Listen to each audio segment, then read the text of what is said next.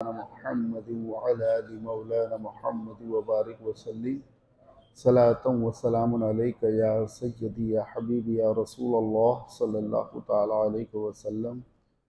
सुब्हान रब्बिका रब्बिल इज़्ज़ति अम्मा यसिफून व सलामुन अलल मुरसलीन वल्हम्दुलिल्लाहि रब्बिल आलमीन। हक़ ला इलाहा इल्लल्लाह मुहम्मदुर रसूलुल्लाह सल्लल्लाहु तआला अलैहि वसल्लम। अल्हम्दुलिल्लाह अल्हम्दुलिल्लाहि रब्बिल आलमीन वस्सलातु वस्सलामु अला सय्यिदिल अंबियाइ वल मुरसलीन अम्मा बअद व अऊज़ु बिल्लाहि मिनश शैतानिर रजीम। बिस्मिल्लाहिर रहमानिर रहीम। या अय्युहल्लज़ीना आमनू क़ू अन्फुसकुम व अहलीकुम नारा वक़ूदुहन नासु वल हिजारा। सदक़ल्लाहुल अज़ीम व बल्लगना रसूलुहुन नबियुल अमीनुल मकीनुल मतीनुल करीम व नहनु अला ज़ालिका लमिनश शाहिदीन वश्शाकिरीन वल हामिदीन वल आबिदीन वल्हम्दुलिल्लाहि रब्बिल आलमीन। वक़ाल अल्लाहु तबारक व तआला फ़ी शान अज़मति मुस्तफ़ा सल्लल्लाहु तआला अलैहि व आलिहि वसल्लम। इन्नल्लाह व मलाइकतहु युसल्लूना अलन नबी या अय्युहल्लज़ीना आमनू सल्लु अलैहि व सल्लिमू तस्लीमा। अल्लाहुम्मा सल्लि अला सय्यिदिना मौलाना मुहम्मदिन व अला आलि मौलाना मुहम्मद व बारिक व सल्लिम सलातम व सलामुन अलैका या सय्यदी या हबीबी या रसूलल्लाह सल्लल्लाहु तआला अलैहि वसल्लम। आइए हम और आप मिलकर आकाए नामदार कायनात के ताजदार दोनों आलम के मालिक व मुख्तार हम गरीबों के गम गुसार सय्यदुल अबरार नाईद बेपरवरदिगार रहमत किरदिगार जाने आलमीन राहतुल आशिकीन मुरादुल मुस्ताकीन महबूब रब्बुल मशरिक़ैन वल मग़रिबैन इमामुल क़िबलतैन वसीलतिना फ़िद्दारैन जद्दिल हसन वल हुसैन मौलाना व मौलस सकलैन जनाबे अहमद मुजतबा मुहम्मद मुस्तफ़ा सल्लल्लाहु तआला अलैहि व आलिहि वसल्लम की बारगाह में इंतहाई अक़ीदत और मोहब्बत के साथ बआवाज़ बुलंद दुरूद पाक का हदिया पेश करे। पढ़ी अल्लाहुम्मा सल्लि अला सय्यिदिना हबीबिना व मौलाना मुहम्मदिन व अला आलि मौलाना मुहम्मद व बारिक व सल्लिम सलातम व सलामुन अलैका या सय्यदी या हबीबी या रसूलल्लाह सल्लल्लाहु तआला अलैहि व आलिहि वसल्लम। अल्हम्दुलिल्लाह, अल्लाह तबारक व तआला के फ़ज़्ल व करम और उसके इनाम व इकराम से, उसकी तौफ़ीक़ से कई शब हम मिलाद रसूल सल्लल्लाहु अलैहि वसल्लम की गुज़ार चुके और ज़रूरी बातें भी आपने समाअत फरमाई। आज सोचता हूँ कि एक ज़रूरी पैगाम देता चलूँ आपको, जो हमारे लिए बहुत ज़रूरी है, निहायत ही ज़रूरी है। अल्लाह तबारक व तआला कुरान मजीद में सूरह तहरीम में इरशाद फरमाता है, या अय्युहल्लज़ीना आमनू, ए ईमान वालो, कू अन्फुसकुम, अपने आप को बचाओ, खुद को बचाओ। किससे बचना है आगे अल्लाह इरशाद फरमाता है, तो यही नहीं कि सिर्फ अपने आप को बचाओ, व अहलीकुम, और अपने घर वालों को बचाओ, अपने अहलो अयाल को बचाओ, अपने बीवी बच्चों को बचाओ, अपने बेटे और बेटियों को बचाओ। किससे? नारा, जहन्नम की आग से।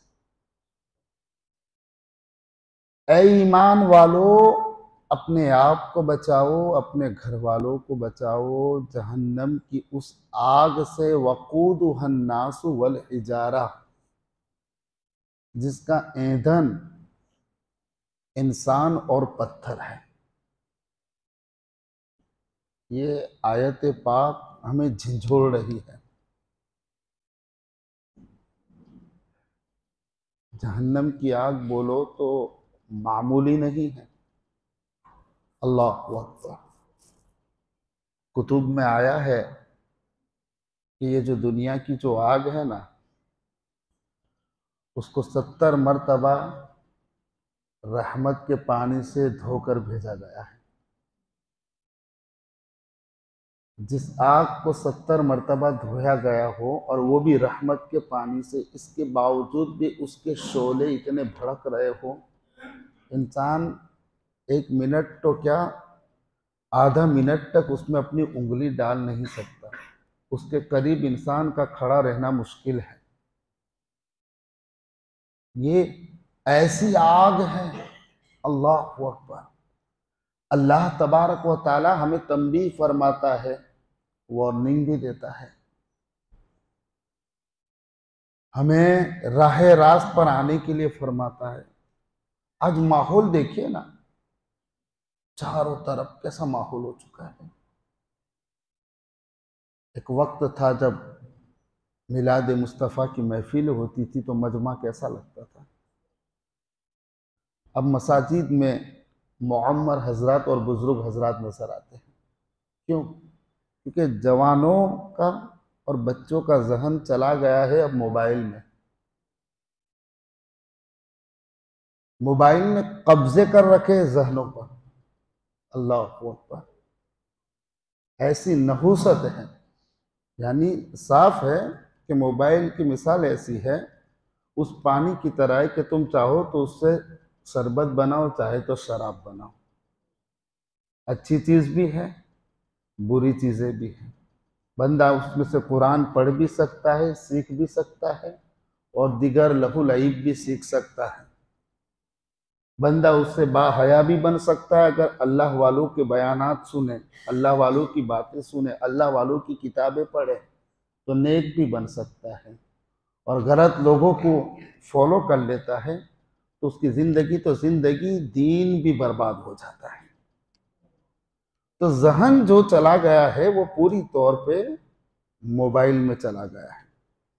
कब्जा जमा लिया है यहूद और नसारा ने हमारे बच्चों के जहनों पर। अल्लाह अकबर। हमें फिक्र ही नहीं है कौन है इसका जिम्मेदार।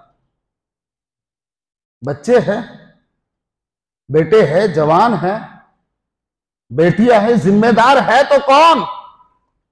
रब्बे कायनात फरमाता है, या अय्युहल्लज़ीना आमनू कू अनफुसकुम। अल्लाह खुद फरमाता है कि पहले अपने आप को बचाओ।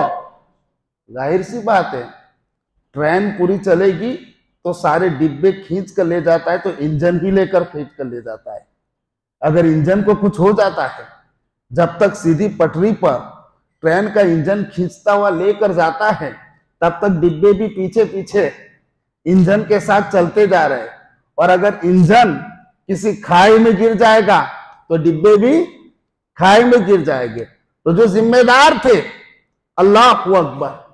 आप सोचिए, बच्चा बड़ा होता है, मदरसे पहुंचता है, मदरसे पहुंचने के बाद स्कूल भी जाता है, तो टीचर के पास और उस्ताद के बाद तो बहुत बाद में जाता है। सबसे पहला वो माँ की गोद में आता है। माँ की गोद, जिसे रसूल पाक ने फरमाया कि माँ की गोद ही पहला स्कूल है, माँ की गोद ही वो तरबियत की जगह है। कि बता रहे आज के दौर में माहिरीन कि अगर बच्चे को, अल्लाह अकबर, 6 या 7 साल में तुम जो भी बनाना चाहो वो बन सकता है, मगर हमने ध्यान दिया? आप सोचिए, हमारे पास वक्त ही नहीं अपनी औलाद के लिए। आज दुनिया में शिकायतें बढ़ चुकी है, जगह जगह बेटियां गुमराह हो रही हैं। क्यों? कि अगर उन बेटियों को सैयदा की कहानी सुनाते, फातिमा जहरा की सीरत को पढ़ाते, तो वो बेटियां कभी गुमराह नहीं हो सकती थी, क्योंकि कनीज़े फातिमा कभी गुमराह नहीं हो सकती। अगर बेटों को हसनैन की कहानियां सुनाते, हसनैन की दास्तान सुनाते, सहाबा का इश्क बताते, सहाबा की जानिसारी बताते, अबू बकर का सोच बताते, उमर फारूक आजम की अदालत से समझाते, उस्मान गनी की सखावत और हया बताते, मौला अली उल मुर्तजा का तकवा और तहारत और अल्लाह अकबर कमालात है, जब बच्चों के जहनों में हमने डाला होता तो अल्लाह अकबर, वो बच्चे आज गुमराही की राहों में नहीं जा सकते थे। क्योंकि बच्चा छोटा बच्चा होता है, छोटा पौधा भी होता है ना, उसको जिधर का मोड़ना होता है उधर का मुड़ जाता है। पानी अगर थोड़ा सा पानी बह रहा है तो उसको मोड़ना आसान हो जाए, मगर पानी जब सैलाब की शक्ल इख्तियार कर ले तो फिर कोई बंद नहीं रुक सकता, कोई बंद उसे रोक नहीं सकता। तो आज जिम्मेदार हम हैं, हमें तवज्जो ही नहीं दी। 2 साल का बच्चा घर में रोता है, माँ के लिए तड़पता है, तो पहले की माएँ भी तो होती थी ना।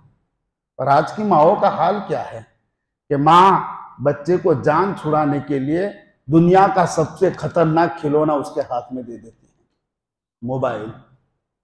माहिरीन का कहना है कि पहले जो बच्चे होते थे ना, वो 6 घंटा खेल कूद में लगे रहते थे। बच्चों के लिए खेल कूद होना उनकी तंदुरुस्ती के लिए बहुत जरूरी है, उनकी नुशुक नुमाई के लिए बहुत जरूरी है। तो बच्चे कैसे खेलते थे? कभी बाप की गोद में खेलता, कभी आंगन में जाके खेलता, कभी मिट्टी से खेलता, कभी बिल्ली के पीछे भागता, कभी दौड़ता, कभी छुपा छुपाई का खेल खेलता।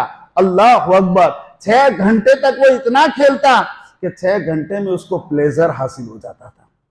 पहले बच्चे को सुरूर हासिल करने में, प्लेजर हासिल करने में 6 घंटे लगते थे, मगर अब माहिरीन बताते हैं कि बच्चा जब मोबाइल की स्क्रीन को ऑन करता है तो देखता है तो 2 मिनट में उसको वो प्लेजर हासिल हो जाता है जो 6 घंटे में हासिल होता था। अब आप बताइए बच्चा कैसे खेलेगा, कैसे कूदेगा, कैसे उसकी नुशुक नुमाई होगी, कैसे उसे तंदुरुस्ती हासिल होगी? बच्चे का सारा जहन मोबाइल, और मोबाइल की कितनी खराबियां है ना, वो आप खुद गूगल पे जाके पढ़ लीजिए, मैं इसमें वक्त नहीं जाया करना चाहूंगा।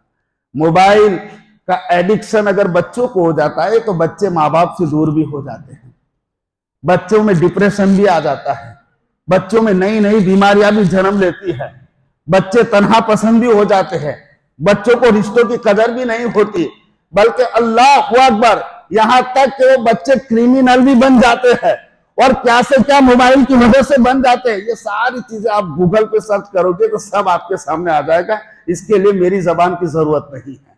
मगर मैं कहना चाहूंगा कि 2 साल का बच्चा रोता है तो माँ सबसे भयानक जो खिलौना होता है वो बच्चे के हाथ में दे देता है। अब उस बच्चे को माँ की भी पड़ी नहीं है, पड़ी है माँ की? नहीं, वो अपने मोबाइल के अंदर गुम है, उसे माँ की कुछ फिक्र नहीं है। और माँ हर बार जान छुड़ाने के लिए, और बच्चा उस मोबाइल का ऐसा आदी हो जाता है तो उसके हाथ से मोबाइल ले लो, फिर वो हाथ पैर पछाड़ने लगेगा। बोलो होता है कि नहीं होता? अरे बच्चों की बात छोड़ो ना, आप खुद जो दिन भर मोबाइल यूज करते हो 8 घंटे के लिए तिजोरी में बंद करके रख दो, फिर 1 घंटे में, आधे घंटे में आपको मोबाइल के लिए ऐसे आप बेकरार हो जाओगे जैसे मेरा बेटा गुम हो गया है। तो आप समझ लीजिए कि आप मोबाइल का एडिक्शन आपको हो चुका, आप एडिक्ट हो चुके हो। आप सोचिए, अल्लाह अकबर, माहिरीन का कहना है कि 6 साल की उम्र बच्चे की हो जाए, जब 6 साल की उम्र बच्चे की हो जाए और तुम्हारे पास 2 ऑप्शन है, एक है आंख का अंगारा और एक है मोबाइल, और दोनों में से किसी एक चीज को देना है, तो माहिरीन का कहना है कि मोबाइल ना देना, आंख का अंगारा उसके हाथ में दे देना।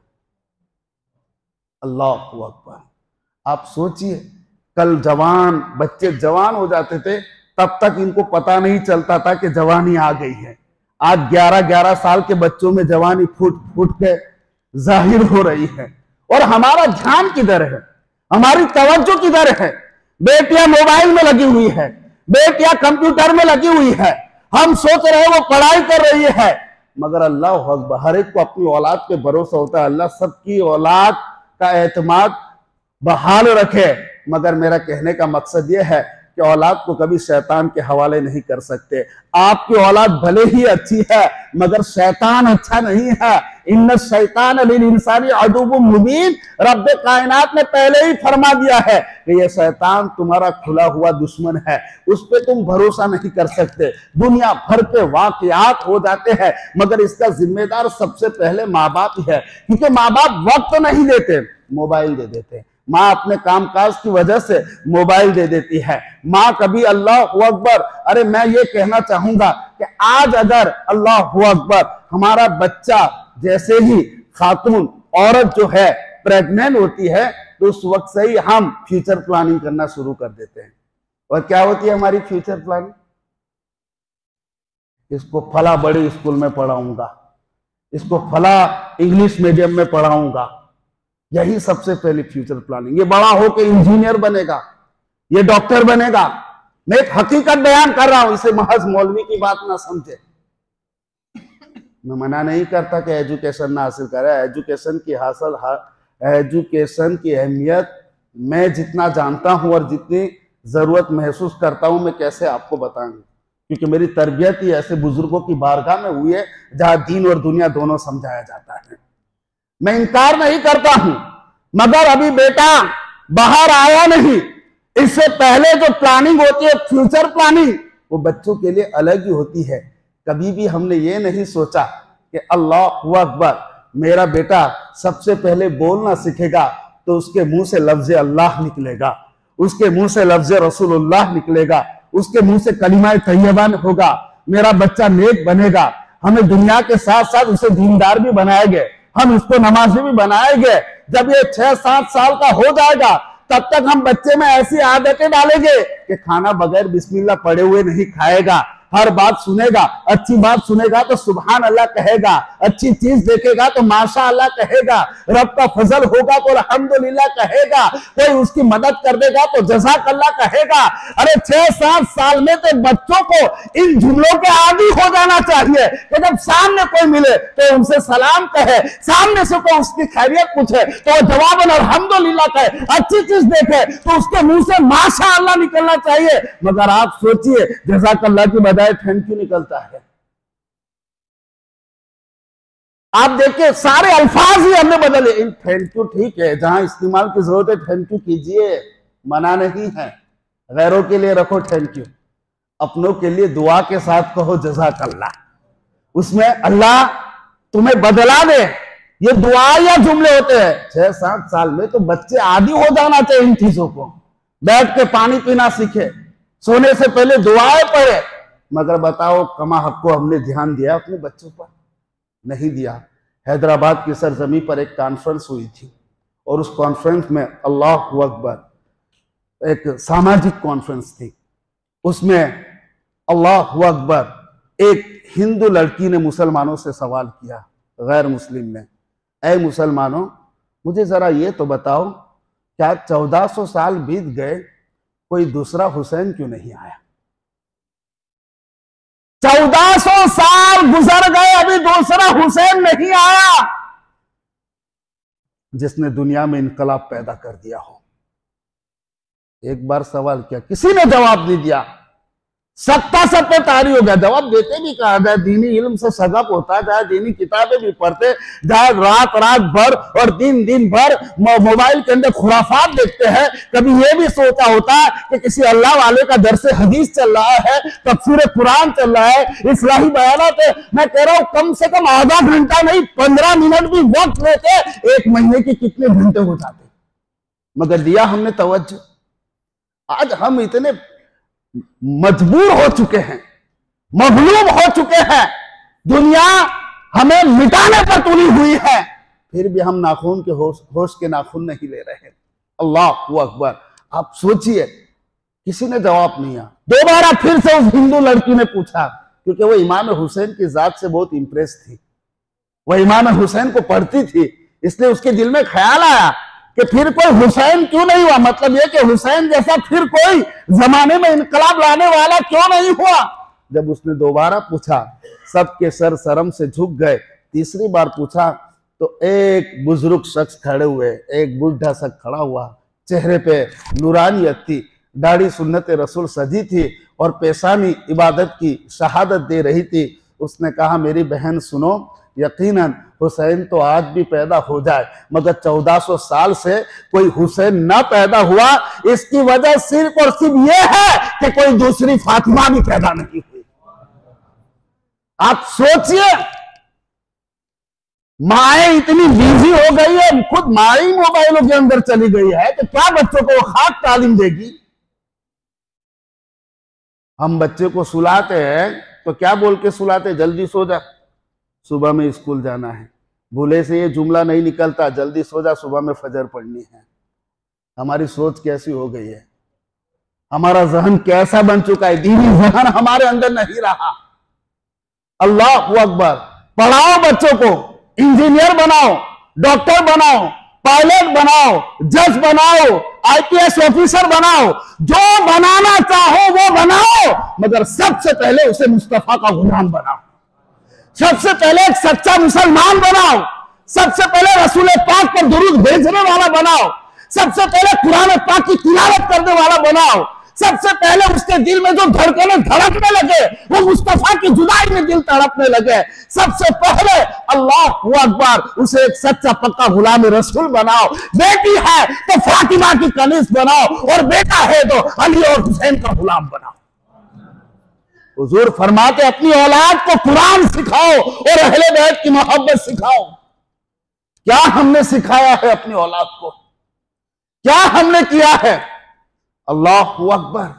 अजीजान मिल्लत इस्लामिया, हजरत कुतुबुद्दीन बख्तियार काकी की वालिदा, कौन कुतुबुद्दीन बख्तियार काकी, अल्लाह अकबर, जो गरीब नवाज के खलीफा अकबर हैं, वो कुतुबुद्दीन बख्तियार काकी अल्लाह अकबर के जिनके रोवे रोवे से जिक्रुल्लाह के अंदर जिक्रुल्लाह के अंदर अल्लाह अकबर मशगूल था, वो कुतुबुद्दीन बख्तियार काकी अल्लाह अकबर की जिसकी मुरीदी पर गरीब नवाज को नाचता। सुल्तान शमसुद्दीन अल तमस, जो उस वक्त में हिंदुस्तान का बादशाह था, अपना सर कुतुबुद्दीन बख्तियार काकी के कदमों में रख दिया करता था। वो हजरत ख्वाजा बाबा कुतुब जिन्हें हम कहते हैं, अभी पैदा नहीं हुए। देखो एक फ्यूचर प्लानिंग हमारी भी होती है, मगर वो कुतुबुद्दीन बख्तियार काकी अभी पैदा नहीं हुए, माँ के पेट में हैं। दोनों आपके वालिदैन जो है बड़े खुश हुए, अल्लाह का शुक्र अदा करते हैं। और जैसे हम फ्यूचर प्लानिंग करते हैं, देखो अल्लाह वालों की फ्यूचर प्लानिंग क्या होती है। वालिदा ने कहा कुतुबुद्दीन बख्तियार काकी के वालिद से कि मैं चाहती हूं कि हमारा बच्चा जब पैदा हो तो हम इसके लिए कुछ ऐसा करें जिससे उसका ताल्लुक अल्लाह के साथ जुड़ जाए। अल्लाह अल्लाह, है सोच ऐसी आज हमारी। मैं एजुकेशन के खिलाफ नहीं हूं, एजुकेशन बहुत जरूरत है, और उस पर किसी वक्त कोई वक्त इंशाअल्लाह इस पर मैं गुफ्तगू करूंगा। वो कह रहे हैं हजरत कुतुबुद्दीन बख्तियार काकी की वालिदा कहती मेरे दिमाग में एक मनसूबा है जिससे उसकी अल्लाह से दोस्ती हो जाए। हाय हाय हाय, सुभान अल्लाह। बोले क्या है? बोले जब वो पैदा होगा, वो मेरा मामला है, मैं इस पर कोशिश करूंगी कि जब वो पैदा होगा तब मैं इस पर मेहनत करूंगी। हजरत कुतुबुद्दीन बख्तियार काकी रहमतुल्लाहि ताला अलैह, अल्लाहु अकबर। अब गौर कीजिए, जब पैदा हुए तो आपकी वालिदा जो थी वो 18 पारों की हाफिजा थी, कुरान मजीद के 18 पारों की हाफिजा थी। वालिदा कुतुबुद्दीन बख्तियार काकी को गोद में लेकर रोजाना सुबह में कुरान पाक की तिलावत किया करती थी। मगर चूंकि खून बहुत आला था ना, बड़ा साफो शफाफ था, उस खून में इसके रसूल की गर्मी थी, उस खून में मोहब्बत रसूल का जोश था, तो वो खून ऐसा तासीर लाया, खून ने ऐसा असर दिखाया कि जब कुतुबुद्दीन बख्तियार काकी की उम्र 5 साल की हुई और मोहल्ले के एक मकतब में उनको ले जाया गया उस्ताद के पास। उस्ताद ने के पास पहली बार अदब के साथ बैठे। उस्ताद ने कहा बेटा पढ़ो अऊज़ु बिल्लाहि मिनश शैतानिर रजीम बिस्मिल्लाहिर रहमानिर रहीम।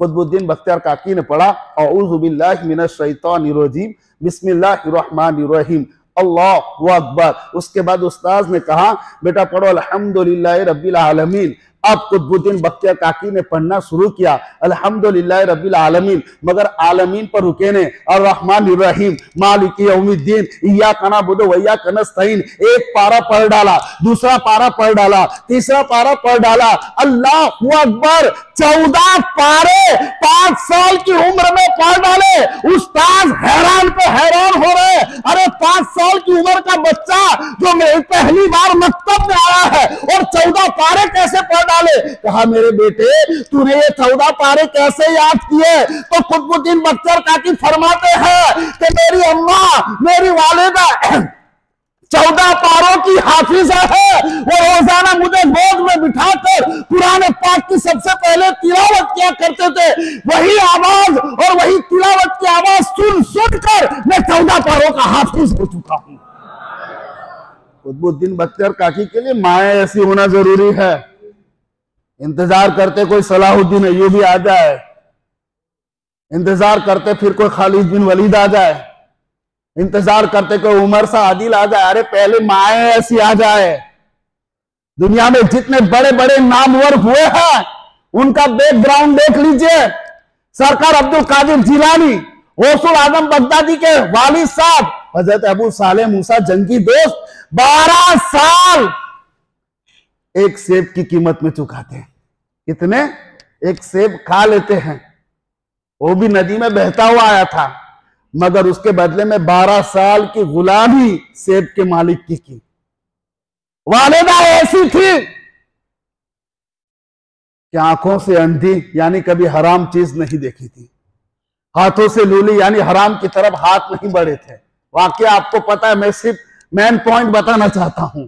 पैरों से अपाहिज, कानों से बहरी, जबान से गूंगी, यानी जिस्म के जितने भी आज़ा है, जितने भी अल्लाह अकबर पार्ट्स है बॉडी के, कभी नाफरमानी का काम नहीं किया, कभी हराम का इर्तिकाब नहीं किया। तो आप अंदाजा करें कि एक समंदर जो है अबू सालेह मूसा जंगी दोस्त का है और दूसरा समंदर हजरत बीबी उम्मुल खैर है। जब ये दोनों समंदर मिलते हैं तो उसमें से जो मोती निकलता है उसे दुनिया शाहे जीला, पीरे पीरा, मीरे मीरा, अब्दुल कादिर जिलानी गौसुल आजम बगदादी के नाम से मोती निकलता है। गौसे पाक की वालिदा भी 18 पारों की हाफिजा थी। ऐसी तिलावत करती थी, ऐसी तिलावत करती थी कि अब्दुल कादिर जब मां के पेट से बाहर निकले तो 18 पारों के हाफिज हो चुके थे। आखिर हमारे अंदर ये बातें कहां चली गई? हमारी बहनों को क्या हो गया है? हमारी आज के मुआशरे की औरत को क्या हो गया है? क्यों वो बच्चों पे इतनी लापरवाही बरतती? हजरत कुतुबुद्दीन बख्तियार काकी पहले दिन जब मदरसे से आए और वालिदा माजिदा ने पूछा, वालिदा से कहा अम्मी जान मुझे भूख लगी है, मुझे भूख लगी है। अम्मी ने कहा बेटा भूख लगी है तो अल्लाह से खाना मांगो। हाय हाय हाय, सुभान अल्लाह, सुभान अल्लाह। जहन देखो कैसा बना रहे हैं। हमारा जहन बच्चों के अब हाथ से निकल चुके हैं, तब जाके होश आता। वो भी तब होश में आता है जब बाप का अदब नहीं करता। मस्जिद जाए ना जाए उसकी बाप को फिक्र नहीं है, बाप का अदब होना जरूरी है। अरे अदब तो तुझ में तभी आता जब तू उसे अल्लाह की बारगाह में झुकाना सिखाता, जब तू उसे अल्लाह की बारगाह में झुकाना सिखाता। अम्मी ने कहा बेटा खाना खाना है तो फिर अल्लाह से मांगो। बोला अम्मी क्या रोटी अल्लाह देगा? बोले हाँ बेटा। अम्मी तुम्हें कौन देता है? अल्लाह देता है। बाबा को कौन देता है? अल्लाह देता है। बेटा अल्लाह चरिंदे परिंदे दरिंदे हैवानात कायनात के हर मखलूक को वो रोजी देता है। वमा मिन दाब्बतिन फिल अर्दि इल्ला अलल्लाहि रिज़्क़ुहा, जमीन पर चलने फिरने वाला कोई ऐसा चौपाया नहीं है, कोई ऐसी जानदार चीज नहीं है जिसे रोजी पहुंचाना अल्लाह के जिम्मा करम पर ना हो। मगर बेटा एक काम करो, पहले तुम जाके वुजू कर लो, फिर तुम जाकर इबादत गाह में 2 रकात नमाज नफल पढ़ लो और फिर अल्लाह से रोटी मांगो, अल्लाह से रोटी मांगो। कुतुबुद्दीन बख्तियार काकी जैसे वुजू करते हैं, एक मासूम बच्चे होते 5-6 साल के, वुजू करके हुजरे में आते 2 रकात नमाज नफल पढ़ते हैं, तब तक वालिदा उनके कमरे में रोटियां छोड़ के आ जाती हैं और फिर दुआ मांगते हैं। अम्मी दुआ मांग ली, तब जाओ कमरे में, रोटी भी वहां पर होगी। जाके देखा तो अरे वाकई में अल्लाह ने मेरे लिए रोटियां भेजी है। कुतुबुद्दीन बख्तियार काकी रोटियां खाने लगे। अब डेली का रूटीन था, यही वालिदा की पहले से फ्यूचर प्लानिंग थी, जो कहा था कि मेरे जहन में एक बात है कि मैं अपने बेटे का अल्लाह से कनेक्शन कैसे जोड़ूंगी, अल्लाह की जात से ताल्लुक कैसे कायम करूंगी। हजरत कुतुबुद्दीन बख्तियार काकी की वालिदा डेली का ये मामूल था, मगर इत्तिफाक कभी कोई दिन ऐसा आता है जिसमें गैर हाजिरी भी हो जाती है। आपकी वालिदा को कहीं रिश्ते में, शादी में जाना हुआ, किसी तकरीब में शामिल होना पड़ा। अब वहां इतनी मजबूरी थी कि वहां औरतों के बीच से निकल के घर पे आना मुश्किल हो गया था और टाइम हो चुका था कुतुबुद्दीन बख्तियार काकी का मदरसे से आने का। वालिदा बड़ी परेशान हुई और दिल ही दिल में डर रही थी कि या अल्लाह, बड़ी मेहनत की है मैंने मेरे बच्चे के पीछे, अगर मैं वक्त पे ना पहुंची तो कहीं कुतुबुद्दीन तो वही अमल करेगा जो मैं उसे रोजाना सिखाती थी। पाक परवरदिगार, आज तो इसका तवक्कुल मजबूत कर दे, आज तो इसका यकीन मजबूत कर दे। डर रही थी हजरत कुतुबुद्दीन बख्तियार काकी की वालिदा। अल्लाहु अकबर। हजरत कुतुबुद्दीन बख्तियार काकी की वालिदा वहां पे फंसी हुई है। इधर कुतुबुद्दीन बख्तियार काकी ने आके देखा, अड़ोस पड़ोस से पूछा, बोला अम्मी गए किसी तकरीब में? कहा भूख लगी, क्या टेंशन है, वुजू कर लेता हूं। आपने वुजू कर लिया, 2 रकात नमाज नफल पढ़ी, अल्लाह से दुआ की, फिर अपने कमरे में जाके देखा तो वाकई तबाक में रोटियां पड़ी हुई थी। तबाक में रोटियां पड़ी हुई थी। कुतुबुद्दीन बख्तियार काकी रोटी खा लिए, सो गए। वालिदा बड़ी बेकरार थी, बेचैन थी, बसरी तकाजा है ना। वालिदा आपकी किसी तरह जल्दी जल्दी घर आई, देखा कि कुतुबुद्दीन तो सोया हुआ है। सर पे हाथ फेरा, कहा बेटा तुम सोए हो? कहा जी अम्मी। डरते हुए पूछा, बेटा तुमने खाना खाया? बोले हाँ अम्मी। बोले कैसे खाया? अम्मी रोजाना जैसे होता है वैसे खाया, 2 रकात नमाज नफल पढ़ी, अल्लाह ने मेरे लिए रोटियां भेज दी थी। अल्लाहु अकबर। आप सोचिए, मगर कह रहे अम्मी आज की रोटी का टेस्ट बहुत अलग था, आज की रोटी का मजा ही कुछ और था। अब राज खुलते हैं, रब का करम होता है। वालिदा ने फरमाया, मेरे बेटे कुतुबुद्दीन सुनो, रोजाना जो रोटी भेजता था वो भी अल्लाह ही भेजता था, और आज जो रोटी भेजी है वो भी अल्लाह ने भेजी है। मगर सुनो, आज और कल में फर्क ये है, आज अल्लाह ने बगैर वास्ते के रोटी भेजी है, और रोजाना जो रोटी तुम्हें पहुंचती थी तेरी माँ के वसीले की वजह से पहुंचती थी। तो माएँ ऐसी होती है तो बेटे इस तरह कुतुबुद्दीन बख्तियार काकी जैसे होते हैं। माँ ऐसी होती है तो बेटे अब्दुल कादिर जिलानी जैसे होते हैं। माए मुत्तकी और परहेजगार होते हैं तो बेटे बाबा फरीदुद्दीन गंज शकर जैसे पैदा होते हैं। अजीजान मिल्लत इस्लामिया, मगर हमने अपने बच्चों का दीनी जहन नहीं बनाया, हमने कभी भी अपने बच्चों का दीनी जहन नहीं बनाया। अजीजान मिल्लत इस्लामिया, आप गौर करें, ऐसा नहीं क्या आप दुनियावी इल्म ना हासिल करें। दुनियावी तालीम आज के दौर की जरूरत है, एजुकेशन आज के दौर की जरूरत है। मौला अली उल मुर्तजा रज़ी अल्लाह ताला अन्हु फरमाते हैं कि तुम अपनी औलाद को वो तालीम ना दो जो तालीम तुमको तुम्हारे बाप बाप ने दी है। तो यहाँ इससे कौन सा इल्म मुराद? यहाँ इससे वही इल्म समझ में आता है जो दुनियावी नॉलेज होता है, क्योंकि जमाना बदलता है, पैमाने बदलते रहते हैं, अपडेट होती रहती है। तो अजीजान मिल्लत इस्लामिया के तालीम, मगर प्रॉब्लम ये कि हमारे यहाँ बैलेंस नहीं रहता। एक आदमी दीनी तालीम हासिल कर लेता है तो वो पल्ला भारी हो जाता है, दुनिया का पल्ला हल्का हो जाता है। एक हाफिज कुरान अगर रेलवे स्टेशन पे जाए, उसको रिजर्वेशन के लिए फॉर्म भरना होता है तो वो भर नहीं पाता, उधर उधर देखता है। और दूसरा है कि जो पूरी तौर पे दुनियावी तालीम हासिल करता है उसमें दीन समझ में उसको नहीं आ रहा, बैलेंस हमारे अंदर नहीं रहता। आप हमारी उम्मत की तारीख उठाकर देखें कि दुनिया के जो महान और ग्रेट साइंटिस्ट पैदा हुए वो हमारी कौम के फर्जंद थे। अल्लाहु अकबर। ज़ोहरावी कौन है? वो हमारी कौम का फर्जंद है। वो अली सीना कौन है? वो हमारी कौम का फर्जंद है। ये भी साइंटिस्ट थे। और मैं बताना चाहूंगा कि अल्लाहु अकबर, अइम्मा अहले बैत अतार में से एक इमाम ऐसे है जिसे दुनिया इमाम जाफर सादिक के नाम से जानती है। इमाम जाफर सादिक अपने वक्त के बहुत बड़े साइंटिस्ट थे, बल्कि उनके जो मकूलात थे उन मकूलात पर 30-30 साल तक साइंटिस्टों ने रिसर्च किया हुआ है। ये हमारी कौम के थे। हिंदुस्तान की धरती पर एक बहुत अजीम हस्ती गुजरी है मैसूर की सरजमी पर, जिसे दुनिया टीपू सुल्तान के नाम से जानती है। ये कौन टीपू सुल्तान है? कि जिसके होते हुए अंग्रेजों ने कहा था कि इसके होते हुए हिंदुस्तान को लेना आसान नहीं है। ये वो टीपू सुल्तान है जो शेर मैसूर कहा जाता है। एक ऐसा शेर था जो उस जंग में बनफ्से नफीस खुद लड़ा हुआ था, ऐसा सुल्तान था टीपू सुल्तान रहमतुल्लाहि ताला अलैह। अल्लाहु अकबर। बचपना है, कहीं जा रहे थे, एक बुजुर्ग रास्ते में मिले, कहा बेटा सुनो, तुम्हारी पेशानी पर मुझे बुलंदियां नजर आती हैं, कल को तुम सुल्तान बनने वाले हो तो तुम्हें चाहिए कि एक मस्जिद ऐसी तैयार करना, एक अच्छी मस्जिद बनाना, और वक्त के बड़े बड़े उलमा हैं, मशाइख है, सूफिया, उनको दावत देना और इसी तरह मस्जिद की ओपनिंग करना। टीपू सुल्तान जब सुल्तान बन गए, बुजुर्ग की बात याद आई, एक आलीशान मस्जिद बनाई और चारों तरफ दावतनामे दे दिए, बड़े बड़े शेख, पीरान उज़ाम, उलमाए किराम वगैरह सब जमा हुए। मगर टीपू सुल्तान ने एक शर्त रखी थी कि आज जमाअत वही कराएगा, इमामत वही कराएगा जिसकी जिंदगी में एक भी नमाज कज़ा ना हुई हो,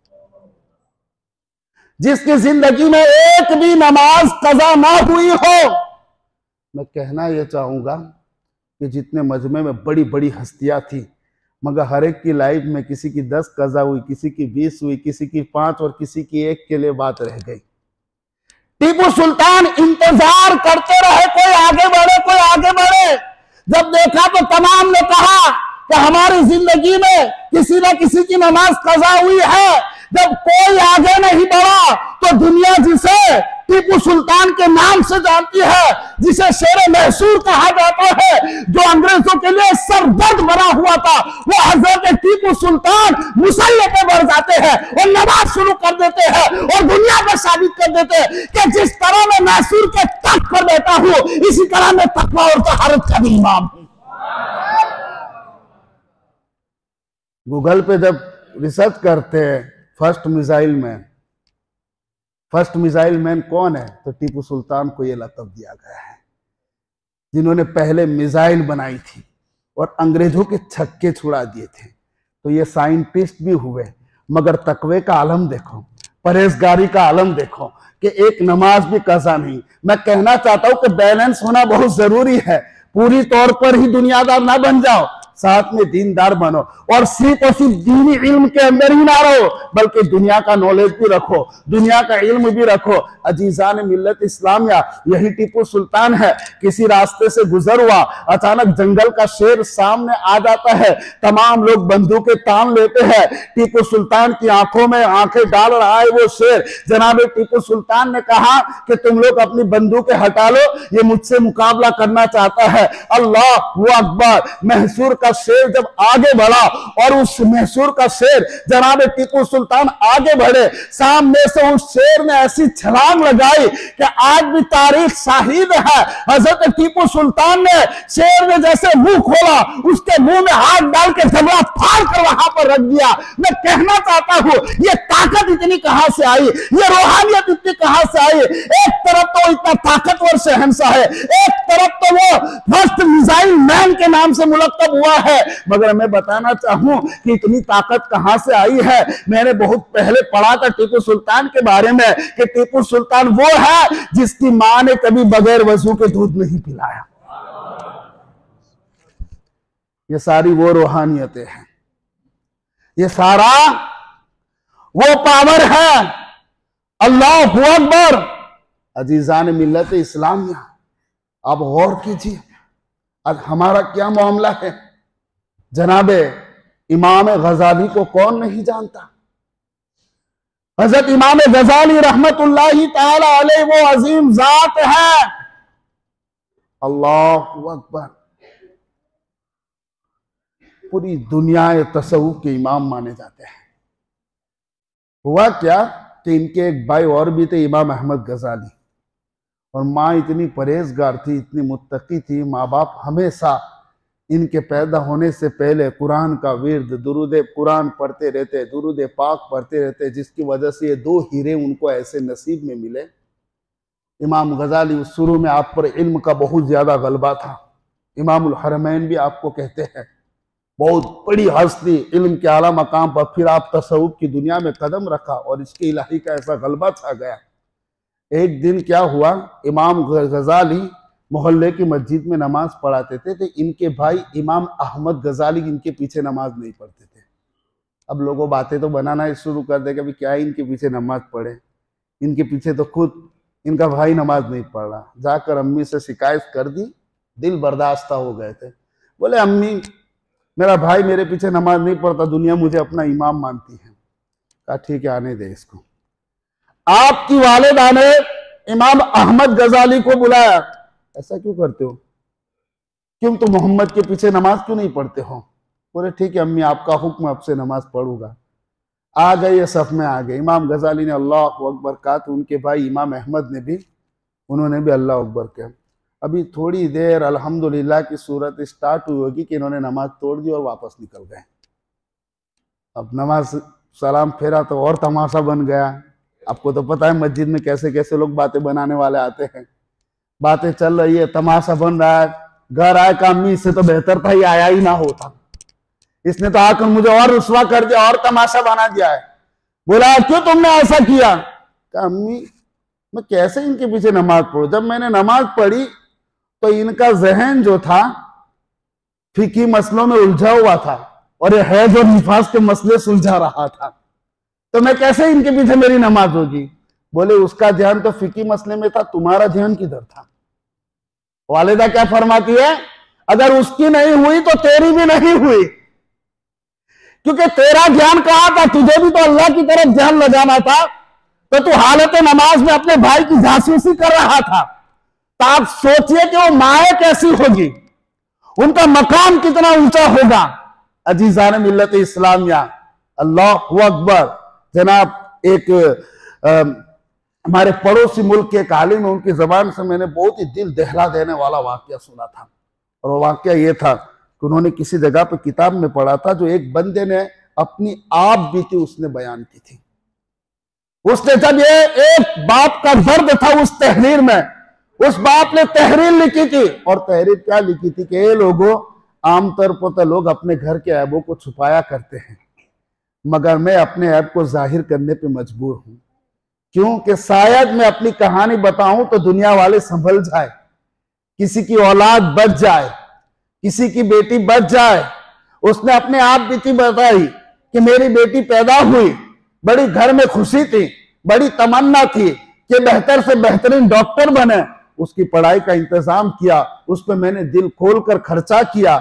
मेरी बेटी जवानी की दहलीज पर कदम रखी और अल्लाह अकबर एमबीबीएस डॉक्टर वो बन चुकी। और उसके बाद क्या था कि मैंने कभी भी मेरी बेटी को दीन की बात नहीं सिखाई, कभी उसको सैयदा फातिमा ज़हरा की कहानी मैंने नहीं सुनाई, कभी मैंने रसूल पाक के सहाबा के बारे में नहीं बताया, कभी मैंने अबू बकर, उमर और उस्मान गनी के जज्बात उनके सामने नहीं बयान किए, कभी मैंने उन्हें करबला की कहानी नहीं सुनाई।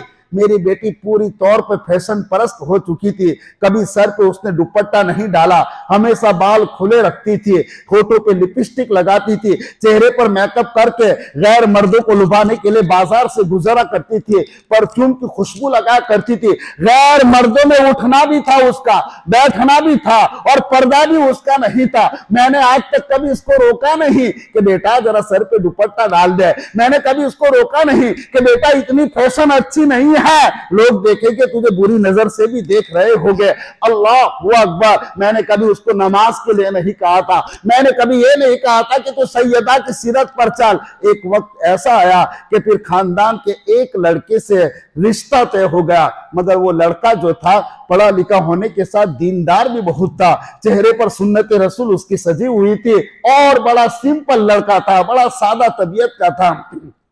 लड़की ने जब उस लड़के को देखा तो कह रहे कि डैडी ये लड़का, मैं इसके साथ शादी नहीं कर सकती, मैं इसके साथ रिश्ता नहीं कर सकती। मेरे अच्छे खासा फ्रेंड सर्कल जो है उसमें मेरी बड़ी रुसवाई होगी, मुझे शर्म आएगी इसके साथ। इसकी दाढ़ी देखो, इसका हुलिया देखो, पूरी तौर पे दीनदारी इस पर गालिब है। उसने साफ तौर पे कहा कि इसके चेहरे पे जो दाढ़ी है उस वजह से मुझे शर्म आती है, मैं शादी नहीं कर सकती। मतलब उसने सुन्नत रसूल की तौहीन कर डाली, माअज़ल्लाहि रब्बिल आलमीन, सुन्नत की तौहीन। अल्लाहु अकबर। रिश्ता तोड़ दिया गया। कुछ दिन के बाद लड़की अपने हॉस्पिटल में, उसका आना जाना रहता था, एक और लड़का उसी तबीयत का मिल गया, कहते ना जैसे को तैसा। वो बड़ा फैशन पस था, दूर दराज तक दीन से कोई उसका वास्ता नहीं था। लड़की उसे लड़के को लेकर आई और कहा, डैडी मैं इससे शादी करना चाहती हूँ। उसके बाप ने कहा, बेटा तेरी मर्जी की बात है, तेरी खुशी की बात है, कोई बात नहीं। मगर हुआ एक दिन ऐसा कि अल्लाह अकबर, उसने क्या किया कि किसी मरीज की तफ्तीश करती थी तो उस मरीज के कुछ भयानक बीमारी थे और खुदा का कहर ये हुआ कि उसके जरासीम उसमें सरायत कर गए और वो जरासीम ऐसे सरायत उसके अंदर कर गए कि यहाँ तक कि उसके सर के बाल गिरने लगे, उसकी आंखों के ऊपर की जो भवें है वो भी गिरने लगी और ऐसा उसका चेहरा भी बदसूरत हो गया। कुछ दिन के बाद जो वो उसका बॉयफ्रेंड था उसको पता चला, उसने सीधे आके उसके बाप से कह दिया, मैं तुम्हारी बेटी से शादी नहीं कर सकता। अल्लाह अकबर। खैर ये तो अजाब उसी बात का था जो उसने सुन्नत रसूल की तौहीन की थी। आखिरकार बेटी मर जाती है और ये रिवायत खुद उसका बाप बता रहा है दुनिया वालों को पूरी तहरीर लिखकर, ताकि लोगों की आंखें खुल जाए। उसके बाप ने क्या बताया कि अल्लाह अकबर, मैंने क्या देखा, मेरी बेटी मर गई, लोगों की तरह हम भी कब्रिस्तान में दफन करके आ गए। जवान बेटी का सदमा था, रात को मैंने सोया तो अल्लाह अकबर, मैं क्या मंजर देख रहा हूं, मेरे रोंगटे खड़े हो गए। मैं उसी कब्रिस्तान में जा रहा हूं, अचानक मैंने एक कब्र देखी कि वो कब्र फट गई है और उसमें से आग के शोले निकल रहे हैं, आग के शोले उसमें से भड़क रहे हैं। मैं जब उधर गया तो वो एक लड़की है जिसके बालों से आग निकल रही है, जिसके होठ काटे हुए थे, जिसके कानों में भी आग दिख रही थी, जिसकी आंखों से भी शोले भड़क रहे थे और वो पुकार पुकार के कहती थी कि अब्बू मेरी खबर लीजिए, अब्बू मेरी खबर लीजिए। मैं जब उस आवाज की सिर्फ ख्वाब की हालत में पहुंचा, अल्लाह अकबर, मैंने कहा तुम कौन हो? उसने कहा, ए मेरे बाबा मुझे पहचाना नहीं, मैं तुम्हारी लख्ते जिगर हूं, मैं तुम्हारी नूरे नजर हूं, मैं तुम्हारी बेटी हूं। अल्लाह अकबर। बेटी की ये हालत देखकर बाप तड़प जाता है और तड़पने के बाद कह रहे, बेटी ये क्या हाल हो गया, तेरे खूबसूरत बालों पे तो आग लगी हुई है, तेरे होठ कहां गए, वो तो कटे हुए हैं, ये तेरा क्या हाल हुआ है? लड़की कहने लगी कि बाबा सुनिए, मेरे साल क्या हुआ, जिन बालों को मैं गैर मर्दों को दिखा रही थी आज फरिश्तों ने उस पर आग लगा दी है। अल्लाह अकबर। जिन होठों को मैं सवार के लोगों को लुभाने के लिए बाजारों में निकलती थी, आज फरिश्तों ने कैंची से मेरे होठ काट लिए हैं। ऐ मेरे बाबा, अल्लाह अकबर, आज मेरा जो ये हाल हुआ है, इस पर मैं तुझसे एक ही सवाल पूछती हूं, इसका जिम्मेदार मैं हूं या तू है? अल्लाह अकबर। कहते हैं ना, एक औरत जब जन्नत जाएगी तो माँ बाप को भी साथ में लेकर जाएगी और दोज़ख में जाएगी तो माँ बाप को भी पकड़ के लेके जाएगी। जिम्मेदार कौन है, कसूरवार कौन है? अल्लाह अकबर। कहा, बेटा मैं कैसे कसूरवार, तू कसूरवार है। कहा, नहीं मेरे बाबा, कसूरवार तू है। जब मैं छोटी थी उस वक्त तूने कभी मुझे दीन की बातें नहीं सिखाई, कभी तूने मुझे कुरान की तालीम नहीं दी, कभी तूने मुझे हदीसों की तालीम नहीं दी, कभी तूने मुझे फातिमा की सीरत नहीं सुनाई, कभी तूने सैयदा फातिमा के बारे में ये नहीं बताया कि हजरत फातिमा का कैसा पर्दा था। ए मेरे बाबा, तेरे सामने में सच सवर कर गैर मर्दों को लुभाने के लिए जाती थी, मगर अल्लाह अकबर, तूने कभी मुझे नहीं रोका। मैं गैरों में उठती थी, बैठती थी, कभी भी तेरी गैरत मुझको नजर नहीं आई। तूने कभी मुझे नहीं कहा कि दुपट्टा सर पे डाला है। ऐ मेरे बाबा, अगर बचपने में ही तू मुझे फातिमा की कहानी सुनाता, कुरान की तालीम देता, हदीस की तालीम देता, दीन इस्लाम सिखाता, सहाबा का इश्क़ रसूल बताता, पर्दे की तंबीह करता, नमाजों की पाबंदी करवाता, तो आज मैं इस मकाम पर नहीं होता। और सुन ले मेरे बाप, आज जिस हालत में तो पहुंची हूं उसका जिम्मेदार तू है और कल क़यामत के दिन तेरा दामन मेरे हाथों में होगा और मैं अल्लाह और उसके रसूल की बारगाह में पेश करूंगी। वो ख्वाब से बेदार हुआ, इतना रोया और उसके बाद बोला कि लोग तो अपने घरों के वाक्य सुनाते हो, मगर ए औलाद वालों, मेरी तुमसे रिक्वेस्ट है कि अपने बच्चों को दीन सिखाओ, अपने बच्चों को दीन सिखाओ।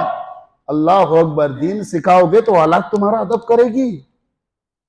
क्योंकि दुनियावी एजुकेशन में माँ बाप का अदब कहीं लिखा हुआ नहीं है। दुनियावी एजुकेशन जरूरी है, बहुत ज्यादा जरूरी है और वक्त की जरूरत है, मगर सिर्फ दुनियावी एजुकेशन पर बैठे रहोगे तो अल्लाह अकबर, दीन से महरूम हो जाओगे। सब कुछ बनाओ अपने बच्चों को, बेहतरीन से बेहतरीन समाज में उसको मकाम दिलवाओ, मगर सबसे पहले तो शराब इश्क वही है जो बिलाल ने पी है, शराब इश्क वही है जो अबू बकर ने पी है, शराब इश्क वही है अल्लाह अकबर जो उमर उस्मान अली ने पी है। अल्लाह अकबर, वही हमारा रिश्ता उस्तवार होना चाहिए, वही बच्चों को सबसे पहली तालीम देनी चाहिए। आपका बच्चा 7 से 8 साल का होने तक तो उसमें ऐसी आदतें आप डाल दीजिए कि वो खाने से पहले कभी बिस्मिल्लाह ना भूले। कभी आपने पूछा खाने से पहले बिस्मिल्लाह पढ़ा? कितने लोग हैं जिन्होंने मतलब पूछा होगा? माशाअल्लाह, एक हाथ उठा है, मगर अक्सरियत ना की है। और कुछ होगे भी जो अपना हाथ नहीं बताते शर्म की वजह से, तकवे की वजह से। मगर बच्चे को आज टोकोगे, कल टोकोगे, परसों टोकोगे तो बार बार बच्चा भी अब सोचेगा कि मेरा बाप मुझे ना टोके, मेरा बाप मुझे ना टोके। कभी बेटियों को, बेटों को आप पूछते हैं नमाज पढ़ी तूने? पूछते रहो कुछ दिन तक, ये रूटीन में रखो। नमाज पढ़ी? फजर हो तो पूछो नमाज पढ़ी? फजर के वक्त खुद उठो, उनको भी उठाओ। अल्लाह फरमाता या अय्युहल्लज़ीना आमनू कू अनफुसकुम, अपने आप को भी बचाओ और अपने घर वालों को भी जहन्नम की आग से बचाओ। आप जब इनको बार बार पूछते रहेंगे ना तो उनके अंदर ये आदतें अपने आप आ जाएगी, उनका जहन दीनी जहन हो जाएगा। और आज जितनी शिकायतें मिलती जा रही है, फला बच्ची भाग गई, फला बच्ची फला गैर के साथ भाग गई, इंशाअल्लाह ये नौबतें नहीं आएगी, क्योंकि नुकसान ही हमने अपने हाथों करवा लिया है। हमने अपने बच्चों पर ध्यान देना ही छोड़ दिया है। हमें मतलब ही नहीं बच्चा नमाज पढ़ता है या नहीं पढ़ता, हमें मतलब ही नहीं है कि सुबह में कुरान को हाथ में उठाता है या नहीं उठाता, हमें मतलब ही नहीं है कि उसको हदीसें कितनी याद है, उसको दुआएं कितनी याद है, उसके अंदर अखलाक कैसा है, वो घर से बाहर आता है तो बाहर की चीजें क्या लेकर आता है वो भी हम कभी नोट नहीं करते। बाहर तरह तरह के शैतान होते हैं, बाहर तरह तरह की बीमारियां होती है, पता नहीं कौन सी रूहानी बीमारी घर में लेकर आया हूं। अल्लाह अकबर। अजीजान मिल्लत इस्लामी, आप गौर कीजिए, ये दुनिया जिसको सुल्तानुल आरिफीन के नाम से जानती है, बायज़िद बुस्तामी, अल्लाह अकबर, अल्लाह अकबर, इतने बड़े वक्त के इमाम है कि किसी अल्लाह वाले ने ख्वाब में देखा कि मैंने अर्श के सुतून पर 2 नाम लिखे हुए देखे थे कि बायज़िद सुल्तानुल आरिफीन है और अब्दुल कादिर महबूब सुबहानी है। आप अंदाजा करो कि कौन बायज़िद बुस्तामी। आज बचपन से हम उनके खुतबे सुनते आ रहे हैं, तज़किरे सुनते आ रहे हैं, मगर जितने दुनिया में जिन लोगों ने नाम कमाए ना, उनकी नेक माँ बाप का उनका बड़ा हाथ पीछे रहा है। आप गरीब नवाज के माँ बाप की तरफ भी नजर उठाइए, गौसे पाक के माँ बाप की तरफ भी नजर उठाइए, बाबा फरीद के माँ बाप की तरफ भी नजर उठाइए, हजरत कुतुबुद्दीन बख्तियार काकी की माँ बाप की तरफ भी आप नजर उठाइए, इमाम गजाली के माँ बाप की तरफ आप नजर उठाइए। निजामुद्दीन औलिया की वालिदा ने तो ऐसी मेहनत तरबियत में की कि आंखों से आंसू निकल आते हैं कि जो औलाद के लिए जो उन्होंने मेहनत की और खुदा का तवक्कुल उन्होंने दिला, अल्लाह से मोहब्बत का इस तरफ जो निजामुद्दीन औलिया को मां ने जो रागिब किया था, अल्लाह अकबर। अजीजान मिल्लत इस्लामिया, आज हमारी बहनें बिल्कुल गाफिल है, बच्चों से जान छुड़ा के उनको मोबाइल जैसा भयानक खिलौना दे देती है। अरे हमारे बच्चे तो हमारी बचपन में तवज्जो के तालिब है, स्कूल से अच्छे नंबर लेके आते हैं, स्टार लेकर आते हैं, बाप को बच्चे दिखाते हैं, अब्बा देखो मुझे स्टार दिया है, बाप मोबाइल में वही चैटिंग में बिजी है, हाँ हाँ हाँ वेरी गुड, बहुत अच्छा है, एक नजर कॉपी पे भी नहीं डालता और चेहरा भी नहीं फेरता। आज बच्चे तुम्हारे वक्त के मुंतजिर है, तुमसे वक्त चाहते हैं, तुमने पैसा दे दिया, तुमने पॉकेट मनी दे दिया, तुमने कपड़े दे दिए, तुमने ये सब देकर तुमने कमाल नहीं किया। इन तमाम चीजों के साथ तुम्हें उनके लिए वक्त निकालना पड़ेगा, उनके पास बैठना होगा, उन्हें पूछना होगा दिन में क्या काम हो रहे हैं, हफ्ते में एक बार अपने बेटे का अचानक मोबाइल छीन कर ले लो और उसमें देखो कि मोबाइल में क्या हो रहा है। बेटियों के भी मोबाइल की तरफ देखो। तुमने बच्चों की तरफ से ध्यान हटा लिया, बच्चे अकेले हो गए, शैतान उन पर कब्जा जमा रहा है। मेरे दोस्तों, आज तुम बच्चों को वक्त नहीं दे रहे, कल जब बूढ़े हो जाओगे चारपाई पर बैठे आंसू बहाया करेंगे, मगर उस वक्त तुमने कल बच्चों को वक्त नहीं दिया था, जब बूढ़े हो जाएंगे उस वक्त तुम बच्चों के वक्त के लिए तरसोगे। इसका सबसे पहला तरीका यह है, उसका जहन दीनी जहन बनाओ, उसका दीनी जहन बनाओ। हजरत बायजीद बुस्तामी कुछ 7-8 साल की उम्र के हुए, वालिद साहब का साया सर से उठ गया। बचपना है, मासूम से बच्चे हैं, बड़े खूबसूरत और प्यारे हैं। वालिद का साया सर से उठ गया। एक दिन अम्मा ने क्या देखा कि बच्चा आवारा बच्चों के साथ खेल रहा है, तो फिक्र हो गई। क्या हो गई?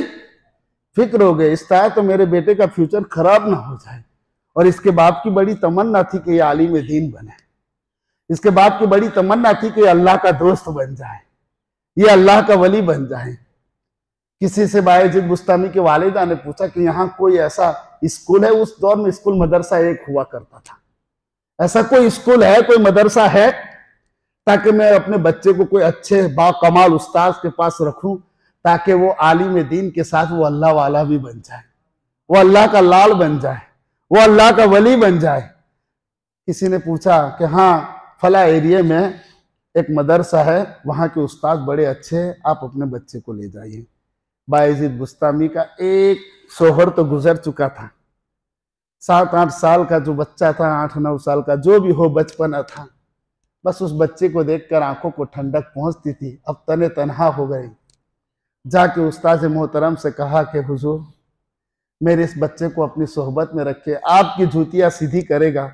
मैं चाहती हूँ, इसके बाप की बड़ी ख्वाहिश थी कि बेहतरीन आलिम दीन बने, और हमारी तमन्ना ही अल्लाह का वली बन जाए। इसे आप अल्लाह का दोस्त बना दीजिए, अल्लाह का वली बना दीजिए। अल्लाह अकबर। उस्ताद ने माँ के मुंह से ये जुमले सुने कि कैसी औरत है, कैसी तमन्नाएं लेकर आई है। अल्लाह अकबर। बहन, तेरे जज्बे की कदर करता हूँ, अल्लाह तुझे इसका अज्र दे, फिक्र मत कर, मुझसे जो भी बन पड़ा मैं करूंगा।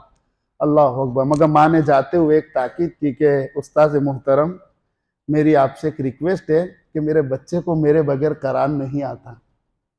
वो 1-2 दिन नहीं होगी, उसे मेरी आदत है, मेरी याद उसे खींच कर ले आएगी। तो जब ये छुट्टी मांगे तो छुट्टी ना देना, जब ये छुट्टी मांगे तो छुट्टी ना देना, क्योंकि वो बार बार मेरी तरफ आएगा तो पढ़ाई में ध्यान नहीं रहेगा, वो आलिम ठीक से नहीं बन पाएगा, वो अल्लाह का दोस्त कैसे बनेगा। ये कुर्बानियां मुझे भी देनी है और उसको भी देनी है। अल्लाह अकबर। कहा ठीक है।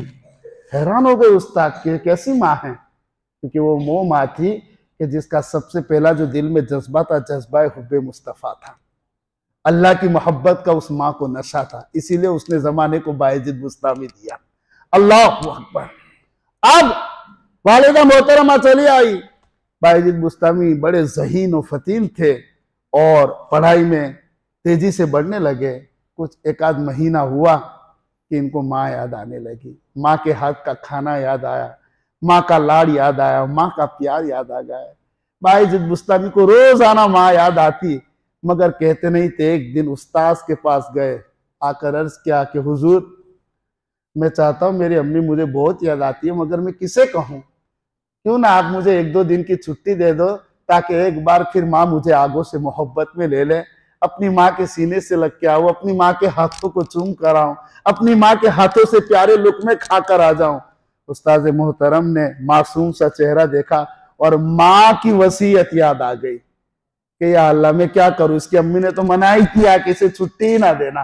अल्लाह अकबर। उन्होंने सोचा, या अल्लाह, मुझे इस परेशानी से निकाल, मैं कैसे उसकी माँ का से किया हुआ वादा तोड़ दूं, और इस बच्चे का चेहरा देख के मुझ में हौसला नहीं कि मैं इसको मना करूं।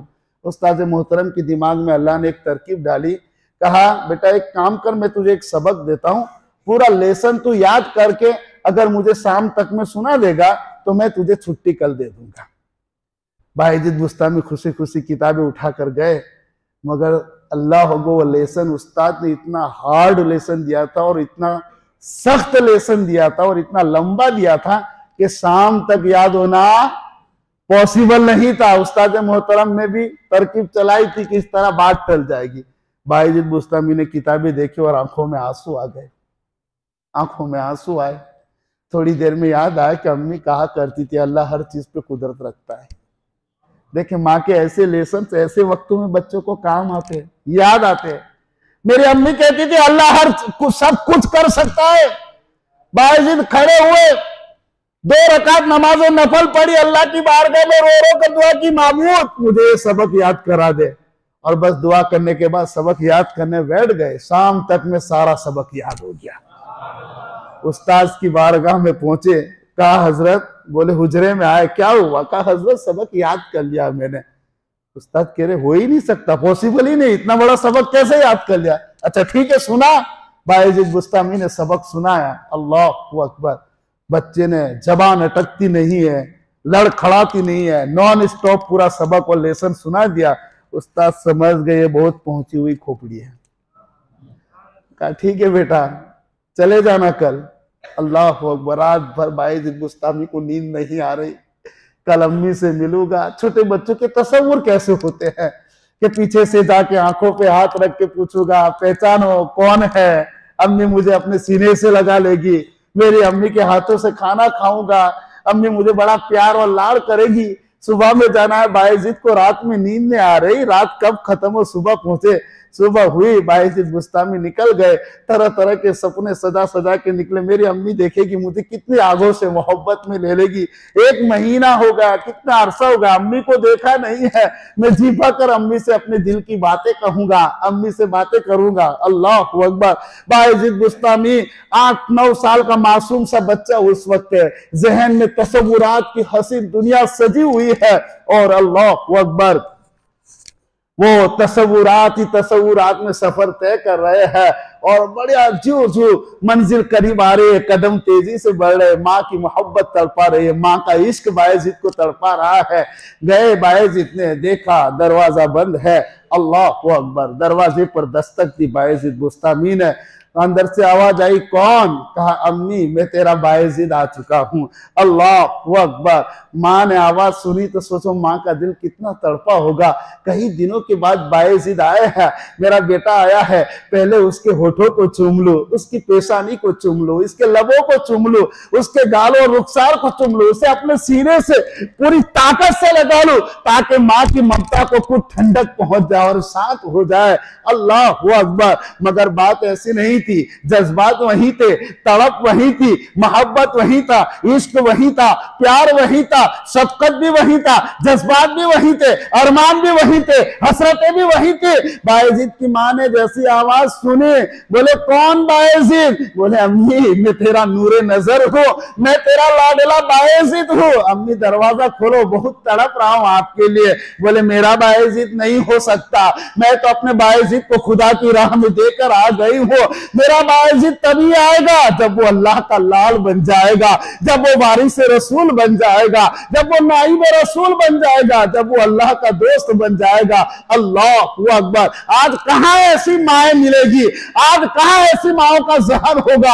अल्लाह अकबर। जो बायजीद बुस्तामी दरवाजा खटखटाते रहे, अम्मी दरवाजा खोलो, बहुत तड़प रहा हूं मैं आपके लिए। मगर माँ ने कहा बेटा अपनी सूरत उस वक्त तक न दिखाना जब तक कि तू नाइब रसूल ना बन जाए, जब तक कि तू अल्लाह का वली ना बन जाए। बायजीद बुस्तामी दरवाजा खटखटाते रहे, आंखों से आंसू बहते। अम्मी सिर्फ एक बार देख लेने दो, तुम्हारा चेहरा देख लूंगा, फिर उसके बाद मैं वापस चला जाऊंगा। मगर अल्लाह अकबर। अम्मी अपने दिल पर पत्थर रख के कहा कि नहीं तू मेरा बायजीद नहीं हो सकता। बच्चा वापस मायूस हो गया और रोते रोते उस्ताद मोहतरम की बारगाह पहुंचे। उस्ताद ने कहा बेटा इतनी जल्दी आ गए हो? बच्चे ने सर झुका लिया। जब उस्ताद ने पूछा बेटा क्या हुआ है, तुम तो बड़े अरमान से गए थे, क्यों इतनी देर में मतलब इतनी जल्दी आ गए? बच्चे ने जब सर उठाया तो पूरा रुखसार आंसुओं से धुला हुआ था। अल्लाह अकबर। कहा उस्ताद मोहतरम मैं अपनी अम्मी के पास तो गया था, मगर मेरी अम्मी ने मुझे अपना चेहरा भी नहीं देखने दिया और मुझे कह दिया कि तू बायजीद उस वक्त तक मेरे घर पे ना आना जब तक कि तू आलिम दीन ना बन जाए, जब तक कि तू अल्लाह का वली ना बन जाए। अल्लाह अकबर। उस्ताद मोहतरम की आंखों से भी आंसू बहने लगे। अल्लाह अल्लाह ये कैसी माँ हो होगी जिसके दिल में इसके रसूल कैसा समाया होगा, अल्लाह की मोहब्बत का नशा उसे कैसा छाया होगा। कहा बेटा तू अपनी माँ से नाराज तो नहीं है? बायजीद ने कहा हजरत मैं अपनी माँ से नाराज नहीं हूं, मगर मेरा दिल बहुत टूट गया है। और उसके बाद बायजीद बुस्तामी ने उस्ताद मोहतरम का दामन पकड़ के कहा हजरत अब मुझे वो बना दीजिए जो मेरी अम्मी मुझे देखना चाहती है, अब मुझे वैसा बना दीजिए जो मेरी माँ मुझे देखना चाहती है। और हजरत मेरी आपसे रिक्वेस्ट है, मिन्नत तो समादात है, अब बायजीद आपके कदम भी पकड़ ले तब भी बायजीद को छुट्टी ना देना। बायजीद उस वक्त तक अपने घर नहीं जाएगा जब तक मेरी माँ जैसा देखना चाहती है। मगर मेरे हजरत मैं आपसे ये रिक्वेस्ट करता हूँ मेरी अम्मी के लिए दुआ करिए कि जब तक मैं आलिम बन जाऊं अल्लाह मेरी अम्मी को मौत ना देवे, मेरी अम्मी मुझे देख ले आलिम दीन बनता हुआ, अल्लाह उसको लंबी उम्र दे। अब बायजीद पढ़ाई में तवज्जो देते हैं, रात दिन पढ़ाई करते हैं, इबादत पर इबादत करते हैं। तकरीबन 16 साल की उम्र हो जाती है। अब बायजीद नौजवान कड़ियल जवान हो जाते हैं। अल्लाह अकबर, आलिम की दस्तालमियत की दस्तार आपके सर पर सज जाती है। और एक रात उस्ताद मोहतरम के ख्वाब में अल्लाह अकबर रसूलुल्लाह का दीदार होता है। आका करीम ने फरमाया सुनो उस नौजवान को हमने विलायत का झंडा अता कर दिया है और उसे मुबारकबादी दे दो और कह दो कि जाओ तुम्हारी माँ तुम्हारा इंतजार कर रही है। अल्लाह अकबर, उस्ताद मोहतरम रात को उठते हैं और बायजीद बुस्तामी को अपने सीने से लगाते, बेटा रसूलुल्लाह ने तुम्हारे सर पर विलायत का ताज रख दिया है। ए बायजीद बड़े खुश नसीब हो, अब जाओ तुम्हारी अम्मी की बूढ़ी आंखें तुम्हारा इंतजार कर रही है। अल्लाह अकबर, वो बायजीद जो बच्चा था वो जवान होकर जब मां की तरफ बढ़े जा रहे हैं, अल्लाह अकबर, दरवाजा आपने खटखटाया और अंदर से आवाज आई कौन है? कहा अम्मी तेरा बायजीद आया हुआ है। अल्लाह अकबर, मां के दिल पर कैसी कयामत बरपा हुई होगी। मां ने दरवाजा खोला, बायजीद कदमों में गिर गए, उठाकर सीने से लगाया, कहा बेटा रुक जा, पहले खुदा की बारगाह में सजदा शुक्र अदा कर देने दे कि अल्लाह ने तुझे अपना दोस्त बना लिया है, अल्लाह ने तुझे आलिम दीन बना लिया है। मेरे दोस्तों इस तरह अगर माए होती है कि मां की नजर हमेशा अपने दीन पर रहती है, मां के दिल में मोहब्बत रसूल का जज्बा है, मोहब्बत अहले बैत का जज्बा है, मोहब्बत सहाबा का जज्बा है, तो यकीनन उनकी गोद से जो बच्चे परवरिश करने वाले हैं और उनके वजूद से जो बेटे आने वाले हैं, कोई बायजीद बनकर चमकेगा, कोई ख्वाजा मुईनुद्दीन बनकर चमकेगा, कोई कुतुबुद्दीन बख्तियार काकी बनकर चमकेगा, कोई अब्दुल कादिर जीलानी बनकर चमकेगा। मगर कितनी तवज्जो है, दोगे ना आज से तवज्जो? घर में बहनों को बता दो कि बच्चों पे तवज्जो दे, बहन ना दे तो सिर्फ माँ की जिम्मेदारी नहीं बाप की भी जिम्मेदारी है। माँ जन्नत की चौखट है तो बाप भी तो दरवाजा है, दरवाजा वैसे थोड़ा ही ना बनेगा। बच्चों को तरबियत दो, तालीम दो। बायजीद बुस्तामी जिम्नन बात याद आ गई, माँ से एक दिन कहने लगे अम्मी अब मैं तेरे हक अदा करूं या अल्लाह के हक अदा करूं? अल्लाह अकबर, वो इश्क की आग थी उनके अंदर। अम्मी मैं तेरे हक अदा करूं या अल्लाह के हक अदा करूं? दोनों एक साथ मुझसे नहीं होता, क्या तुम मुझे खुदा के लिए नहीं माफ नहीं कर देगी? कहा बेटा मैंने तुझे माफ कर दिया। बायजीद बुस्तामी जंगलों की तरफ निकल जाते हैं, अल्लाह के इश्क में रोते हैं, इबादत करते हैं।